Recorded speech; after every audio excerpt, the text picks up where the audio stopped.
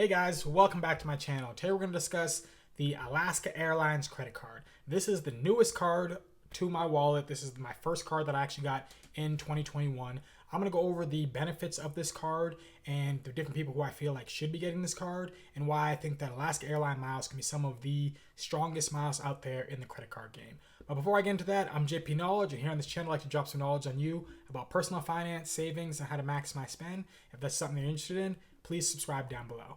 Okay, so the Alaska Airlines credit card. Now, it is a Visa signature credit card. I'm going to go over the different benefits that you get and what's going on with this credit card right now. So, currently with this credit card, there is a 50,000 bonus mile sign up bonus. Okay, now typically I've seen this card have a 30,000 or sometimes 40,000 mile sign up bonus. So, this is a higher than normal offer. As you probably seen in the last year since the pandemic, a lot of credit cards have been offering historically high offers for this credit card. Now, you do need to spend $2,000 in the first 3 months, so that's where you're going to end up hitting the bonus. But there's actually a second bonus out there. If you happen to be able to make a lot of spend, there is if you go to the View from the Wing website, there's actually a 65,000 mile offer, but you have to spend $8,000 in 6 months. So you can do the $2,000 in 3 months, and you'll get 40,000 points, which is like the normal or the regular sign up bonus. But then if you spend an additional $6,000, you get an additional 25,000 miles. Now, this all comes down to what your spend is. If you feel like that's something that you can't do, then for sure go for just the regular 50,000 miles. But if you are someone who has ways of being able to hit minimum spends from using different things like plastic or having, a lot of spend that you already have that you can put in there, I would definitely say that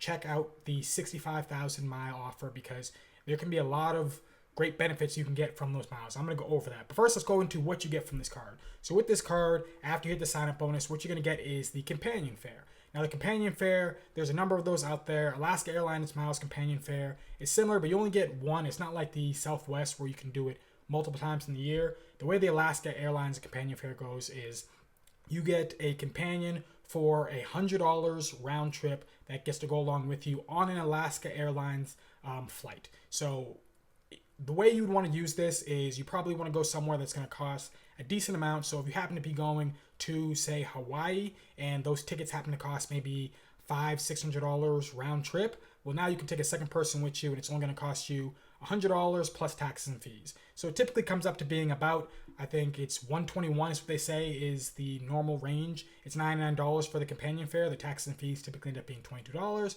So it ends up being $100, and you get, or $121, and you get this companion fare once each year. It'll end up going into your account. So that's a really nice benefit to be able to get with this card. And the annual fee is $75. So if you use this companion fare correctly, then you should be able to get the annual fee pretty much taken care of every single year just from using this companion fare. So if you are someone who happens to live on the West Coast, I think this card could be great for you, because if you're not, then it's going to be hard to find an Alaska Airlines that you can use the companion fare on all the time. Because the thing about it is you can use the miles towards partners, but this specific companion fare needs to be on Alaska miles. So if you happen to live in North Dakota, I'm not sure if Alaska goes there, but it might not make as much sense to get this card if you're trying to use that companion fare with it.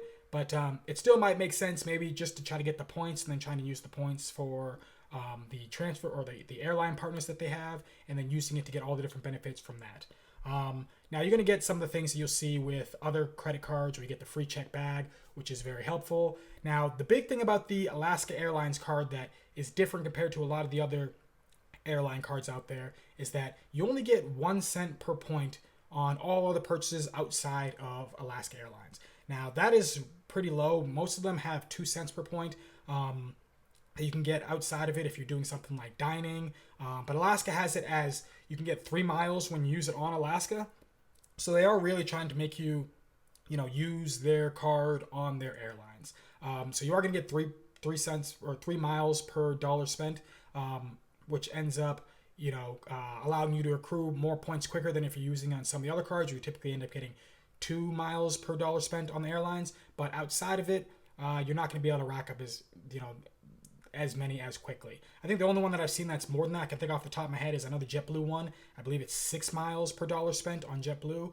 But with Alaska, you only get 3 miles or you get 3 miles, which is better there. But the challenge is going to be that outside of Alaska, trying to rack up miles, you're going to have to find other ways to be able to get points. Now, there's another thing about Alaska that's kind of unfortunate is that they don't have any type of, they're with Bank of America, so they don't have any type of the transfer or the partners that you would get, such as like Chase. So for instance, if you had Chase or if you have an American Express card, you can get yourself the Freedom cards or the Sapphire cards, rack up all those points, and then transfer those points over to United. You can't do that with the Alaska miles. You have to gain your Alaska miles through the Alaska either card or just from traveling. And there's a few other ways you can do it, but it's a lot harder to actually rack up miles with the Alaska Airlines program. So that is one thing that makes it, harder to actually get these miles. But when you do end up getting these miles, you can get a lot of benefits from it. Now, I'm going to go over what different ways of how you can actually gain miles a little bit quicker. One thing that I'm going to be doing with this card is that, and I typically do this with my Chase cards, is that there's always going to be a shopping portal for a lot of these different airlines or a lot of these different cards where if you decide that you want to buy something off of adidas.com, you can go through this shopping portal, which you use for your Alaska, and then you'll end up getting yourself an additional mile per dollar spent. They have all different, numbers that they'll give you. You see Under Armour here has 2 miles per dollar spent additional. So you end up getting 3 miles per dollar spent. So if you end up using this for a variety of different things, you can actually end up racking in miles a lot quicker. So this would be one way that I would recommend racking in miles with the Alaska Airlines program. Okay, so now let's look at actually what or how you would book travel with Alaska Airlines. So you actually want to go onto Alaska's website. Their website has most of the stuff on there that you're going to want to do, but some of the things you're going to have to call and you're going to have to try to kind of see if there is availability outside of the website, because there are partners that when you end up looking for on the website, it's not there. So you have to see availability on other websites that also are partners with the same airlines, and then call up Alaska Airlines and book it through there. But if you look at Alaska Airlines website, it's mainly pretty easy to use. It's, there's some that are better, but this website is pretty easy. But what you want to do is you want to go to use miles, and then you want to choose your location, and then you want to actually go to all search options. So I've already put in something in here where I'm kind of going to be able to have it kind of or set up for something that I'm already thinking about doing for future travel. But if you look at what you can get here, so you can either do round trip, one way, or multi-city. Now, what we're going to want to do for Alaska Airlines is we're going to want to do the multi-city. Now, the one major benefit that you can actually get with the Alaska Airlines credit card or with the Alaska Airlines miles is that you're going to be getting a stopover for free. So that means that if you decide you want to go from San Fran over to Tokyo and then from Tokyo over to Singapore, the flight from Tokyo to Singapore is completely free. You don't have to add any more miles. You don't have to add any more dollars. It's already all included. So that to me is absolutely awesome to have, because that could cost a lot of miles. That flight there is going to be an additional 7 hours. So to get that completely for free, and depending on what you book it in, you can get that exact same fare from Tokyo to Singapore in that exact same class. So if you happen to decide to book in business class, then that's actually what you're going to end up getting for that second flight or for that stopover flight. So I'm usually an economy flyer. That's typically how I go. But with Alaska's credit card and Alaska's airline miles, it makes more sense if you decide you actually do want to do business and first class flights. So although mainly what I'm going to be doing is economy, if I decide that I'm going to actually do this trip and go over to Tokyo, then it's going to end up being 11 hours. 11 hours is a really long flight, and ends up working out math-wise to actually do business class. What you want to make sure you do is you always have to click on the multi-city, and you have to click on the use miles, because if you don't click on the use miles, it's going to not give you the information that you are looking for, because then it's going to show you the price for the regular fare, and it won't actually give you the exact same type of partners. So what you're going to do is you're going to look at, so this is the flight that I'm doing right here, is going to end up being me going from San Fran to Tokyo, and then from Tokyo to Singapore. Okay, and then I have the dates. I'll just move this to a future date, so I'll give myself a couple day stopover, and you'll see as we search for flights with the miles, it's going to pop it up and it's going to show you that if you decide to fly, you can do coach for 40,000 miles and $53, or business class flight for 65,000 miles and $53. So you got to remember that this is all going to end up being on, this is all going to end up being both flights together. So this isn't just going to be, oh, okay, this is one flight. This is from San Fran to Tokyo and from Tokyo to Singapore. Now, you do have to check to make sure that this right here where it says that it's mixed cabin, which means that if you end up booking it, if you see right here, it actually has coach is the first flight and then it has business class second flight. We don't want that because then that ends up kind of taking away from the first flight being business class. You want to be able to find one that has business class for both. Now, I'm not seeing it here right now, but this is when you actually have to play around with the website, end up finding the availability. But just for an example, I'm going to put this right now for our flight, and you'll be able to see that as I click, it'll end up showing you what the flight would end up being, and it ends up coming right here. It says, bam, 65,000 miles, $53. Okay, so that would be the entire thing if you decided to do it, which is awesome. You know, I mean, even if you think about it normal miles, you could say, okay, well, maybe I could do it coach and then business class, but that's not what we want to do. We want to try to find business class for both, or if whatever it is, just to make sure you end up getting the maximum value for your dollars. So if you decide to coach for both, then you can do coach for both and then pay the 40,000. But if you're going to do business class, get business class for both. And you can even see how much this would end up costing. Like if you look over here, you can see a business class flight from Tokyo to, or from San Fran to Tokyo, and then from Tokyo to Singapore would end up costing $3,049. Now, how I feel about business class is I think that they do overinflate those prices because they realize that mainly business people are going to be paying for them. I have talked to people who are very wealthy who tell me that they have never actually paid with their own dollars for business class or first class. They've only ever used whether it be points or whether it be a company paying for it. So I do think these prices are overinflated, and I do think that when you look at the cents per mile, while it does end up coming up seeming very high, I don't technically think that it's really worth as much as it ends up putting it out there. But even still, you can see that you're getting a really good value for going for business class on a trip from San Fran to Tokyo, and then from Tokyo over to Singapore. And it's only going to cost you 65,000 miles, and you're looking at close to 20 hours of flying right there. So that's pretty awesome. Now, the cool thing is that you can also use this when it comes to the stopover. You can use it in America as well. So you can use it to, if you decided to, go from, let's say, Boston to Los Angeles and Los Angeles to Anchorage. Now, this is a flight that I was looking at earlier, and what you can see is that if you decide to do that, it's going to end up being 20,000 miles, or and plus $11.20, or if you decide to pay cash, it would end up being $467.40. So the Boston to LAX would end up only would be the first flight, and then the Los Angeles to Anchorage was going to be completely free. So again, you can see that there's a lot of upside from actually getting the Alaska miles. Now, I think that it's better to use the Alaska miles for trying to specifically fly to Asia, because if you look at flying in America, you can use it and you can still get a lot of benefits from it.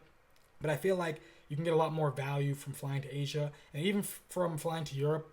I don't think you get as much value. I think there's other cards and other programs that give you a little more value from that. But what you want to do is you want to play around with the regions map. So what you see is the regions map here. It shows you what the points are going to end up costing you depending on where you're going with Alaska miles. Okay, but remember that sign-up bonus, if you decide to choose the 65,000 sign-up bonus, you will literally be getting a business class flight.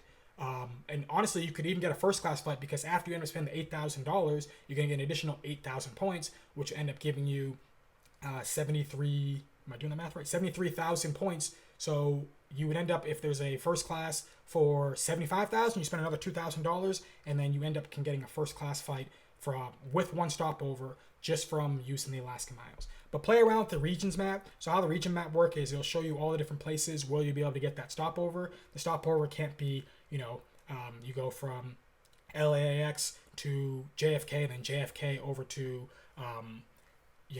France. It doesn't work that way. It has to be within the region. So the region is broken up into a number of different places. You have Africa, Asia, Australia, Canada, the Caribbean, Central America, the continental USA along with Alaska. So Hawaii is its own place, and you have Europe, and then it's broken up, as you see, into a bunch of different things. But if you play around with it and you go from, you'll see from the US, and where I said that Asia is actually going to end up being the best place to use the miles to go to. And if you look, you'll see it shows you all the different miles you end up needing to use to actually get the flights that you want. So if you want to fly in business class, it's going to cost you between 80,000 and 110,000 miles on Alaska Airlines. But the key ones that people point out on this that can end up being very, very valuable is Cathay Pacific, which if you've ever looked online, YouTube, Cathay Pacific first class, you'll see that it is awesome. Now, even if you don't want to do that, you can still do business class for 50,000 miles, which you can get from the first sign-up bonus. But if you decide that you want to do a first class, you want that YOLO experience, or the Instagram post it all up, that's what a lot of people like to do. For me, that's not really what I'm all about, but I think about for a longer flight, I would like to be comfortable. I don't want to have to be on a possibly 11 hour, and then if you add another 7 hours for the Singapore, so you're getting in total close to 20 hours. I would like to be comfortable on those flights. So that might make sense for you wanting to do business and then first class over there. And you'll see a lot of other different ones here. They have Emirates, but it's really high. And they have all the different things. One of the key things that a lot of people like to do is use Japan Airlines. That was the one I was looking at earlier that actually does pop up on their website. And you'll see that the first class for them, it will end up being 75,000 miles. Okay, and you still also get that stopover. And you have to remember that the stopover only works if you're on the same airline the entire way. So that means that if you're going from San Fran to Japan and then Japan to Hong Kong or Singapore, wherever you're going, you can't go Japan Airlines and then switch over to Cathay Pacific. It doesn't work that way. You have to use Japan Airlines the entire way.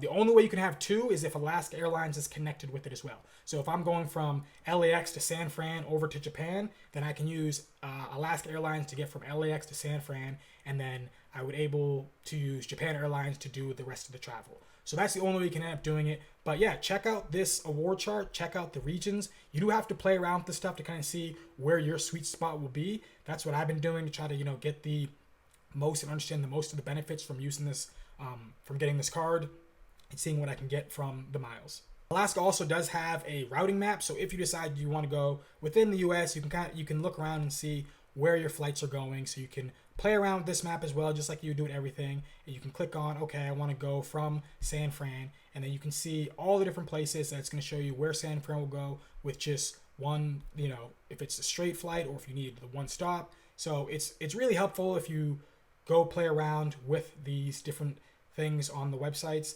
that Alaska puts out there for you, because then you can figure out where the benefits are. I can't remember if I said this earlier, but just to make sure that I put this in there, is that when you end up booking for some of the flights you see on these award charts, you do need to call. So Cathay Pacific does not show up on their website when you end up trying to book for business class or first class. What you would have to do is you have to see on other websites to make sure that it is available, and see that it's available for award space from partners, partner airlines. And then when you see that it is, then you can end up coming over to or calling up Alaska Airlines and letting them know that you found award space and you want to book this. They will go through it and they'll make it really easy for you to actually end up booking the flight if it is available for you.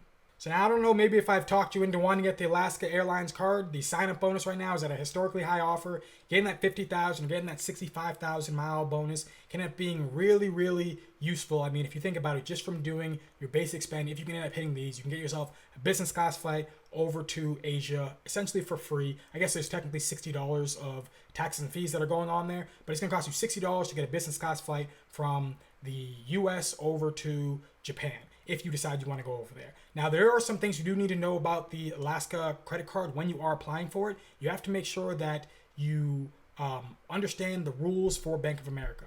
There are going to be different rules for Bank of America that you do need to know, such as the 234 rule. This is the normal rule that's been out there, which is going to end up being that you can only get 2 cards in the span of 2 months, and then 3 cards in the span of a year, and then 4 cards in the span of 24 months. Now, this is Bank of America cards, so technically you can get yourself other cards from other different banks, but they did change that around recently, where I guess this article is from 2019, but I don't know if this isn't, from what I've read, this isn't a hard rule, but they do have a rule now where it's they're adding in other cards now. So they have a 712 rule which is that if you have other cards from other bank accounts, they're going to put that in, take that into consideration for whether or not you're accepted.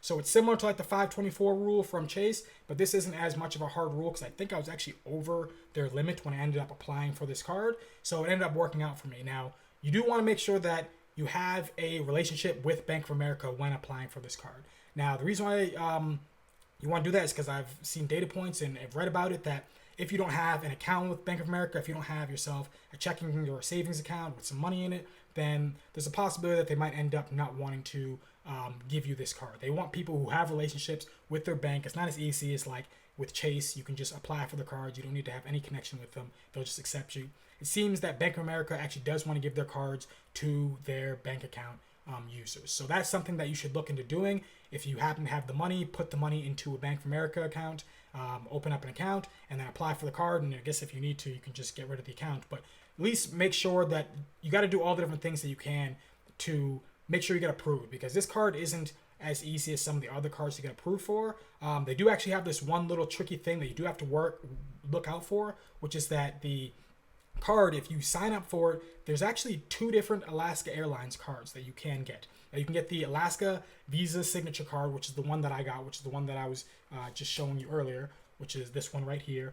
Or if you don't qualify for that card, they don't tell you to apply for the other one, they just give you the other one. So they have another Alaska card that is, I forget the name of the card, but they have another Alaska card that they have out there that doesn't give you the same sign-up bonus, doesn't come with a companion fare, does also have an annual fee on it, and honestly, it's not that good of a card, and it's actually a card you really don't want to get. You want to get this card, but it's strange how it actually works, because I guess apparently you have to make sure you get over a $5,000 available credit with the card.